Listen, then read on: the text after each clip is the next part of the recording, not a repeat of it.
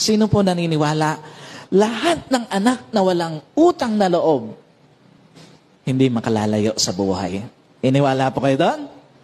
Yung mga, kung makasumbat sa mga magulang na hindi namin kayo obligasyon, alam niyo po, tandaan mo, hindi ka makakalayo sa buhay.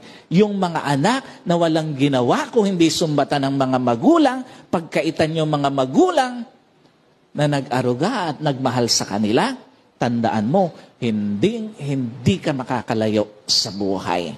Alam niyo po, isa sa mga pinakapangit na muka ng pagiging anak, walang utang na loob sa mga magulang.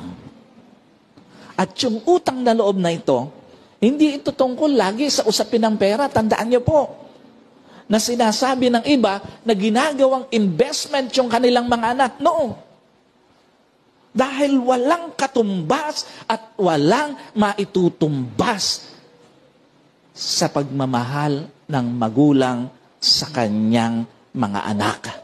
Sobrang mali at baluktot yung pananaw na kapag katumanda at kinailangan ng tulungan ng isang anak ang kanyang mga magulang, ginagawa ng investment ang kanyang anak. No.